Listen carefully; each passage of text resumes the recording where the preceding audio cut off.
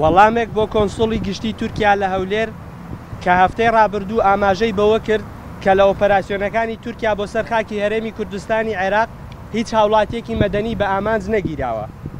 ڕۆژی چوارشەممە 15 ئابی 2020 هاکان کاراجای سەر کۆنسڵی تورکیا لە کوردستانی عێراق لە کۆنگرەیەکی ڕۆژنامەوانیدا و لە وەڵامی پرسیارێکی ڕۆژنامەواناندا سەبارەت بە هەڵمەتە سەربازیە بەردەوامەکانی تورکیا لە کوردستاندا گوتی ئێمە هەرگیز هیچ هاوڵاتیەکی مەدەنیمان بە ئامانج نەگرتووە.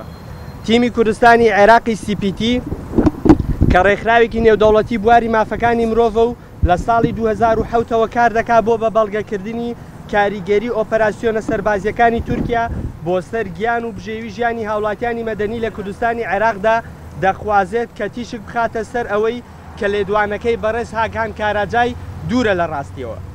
لە ساتەوەختی ڕاگەیاندنی هێرشی ئاسمانی تورکیا بۆ سەر هەرێمی کوردستان لە 15 حوزەیران لە ژێرناوی چنگی هەڵە و هەروەها پەلاماری سەربازی خاگڕەوی لە 17 حوزەیران لە ژێرناوی چنگی پڵنگدا زیاتر لە 6 هاوڵاتی مەدەنی شەهید بوون و 4 هاوڵاتیش بریندار بوون. سەرباری ئەمانەش لە ئەنجامی ئۆپەراسیۆنەکانی تورکیادا چەندین ڕەز و باخ و کێڵگەی کشتوکاڵی و ئاژەڵداری هاوڵاتیان سوتاون و مەترسی چۆڵبوون لەسەر چەندین گوند و ئاوایی دروست بووە.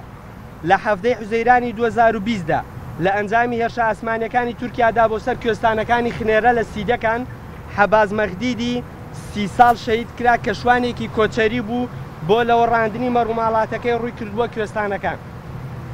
لە 19 حوزەیرانی 2020دا لە هێرشێکی هێزە ئاسمانەکانی تورکیادا 5 هاوڵاتی کە بۆ وەرگرتنی پشوو لە دوای کارەکەیان ڕوویان کردبووە دۆڵی باڵەندە لە نزیک شیلاتزێ شەهید کران. CPT توانی ناوی 4 لە شەهیدەکان بە بەڵگە بکات کە بریتین لە موخلیز ئادەم، ئازاد مەهدی، دێمان عومەر و ئەمین ساڵح.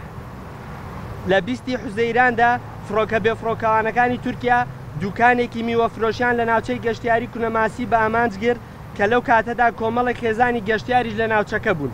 لە ئەنجامی بۆردومانەکەدا پەیمان تاڵبی 31 ساڵ قاچێکی لە ئەژنۆی بەرەخوارەوە لە دەستدا و قاچەکەی تریشی لە چەندین شوێنەوە شکاوە و پێویستی بە نەشتەرگەری زیاتر هەیە و هەروەها هەردوو قۆڵیشی سوتاوە.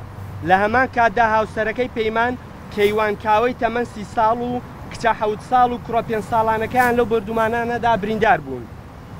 لە 10 تەمووز لە دوای بەردانەوەی 26 بۆمب لەلایەن هێزی ئاسمانی تورکیاوە دانیشتوانی گوندی ئەڤلا لە ناحیەی باتیفەی سەربەقەزای زاخۆ لە پارێزگای دوهۆک ناچار بوون گوندەکان بەجێ پێڵن. لە ڕۆژی 11 تەمووز تۆپخانەکانی تورکیا گوندی بادیان لە پارێزگای دوهۆک بە ئامانج گرت و 6 هاوەنیان ئاراستەی گوندەکە کرد. لە ئەنجامدا زەرەر بەردەخانووی گوندەکە کەوت و چەندان بێستان و ڕەز و باخی هاوڵاتیانی ناوچەکە بریندار وێران بوون. هەردوو ئۆپەراسیۆنی چنگی هەڵە و چنگی پڵنگ درێژکراوەی شەڕی درێژمەودای 3 دەیەی سوپای تورکیا لە جی پارتی کرێکارانی کوردستان پەکەکە لە خاکی کوردستانی عێراقدا بە گوێرەی ئەو داتانەی کە CPT کۆکردوونەتەوە لە مانگی ئابی ساڵی 2015ەوە تاوەکو ئێستا فڕۆکە جەنگیەکان و فڕۆکە بێفرۆکەوانەکان و تۆپخانەکانی تورکیا بوونەتە هۆی شەهیدبوونی زیاتر لە 85 هاوڵاتی مەدەنی و برینداربوونی زیاتر لە 95 هاوڵاتی مەدەنی تر. لەو 85 هاوڵاتیە شەهیدە 15 کەسیان بەتەنیا لە 6 مانگی یەکەمی ساڵی 2020دا شەهید بوون. ئۆپەراسیۆنەکانی تورکیا بوونەتە هۆی چۆڵبوونی سەدان گوند لە هەرێمی کوردستان و بوونەتە هۆی مەترسی بۆ سەر ئاسایشی ژیان و بژێوی هەزاران خێزانی ناوچەکە. تیمی کوردستانی عێراقی CPT داوا لە حکوومەتی تورکیا دەکات کە ڕێز لە ژیانی هاوڵاتیانی مەدەنی بگرێت و کۆتاییەک بۆ ئۆپەراسیۆنە سەربازیەکانی دابنێت لە کوردستانی عێراقدا. تیمی کوردستانی CPT 22 تەمووزی 2020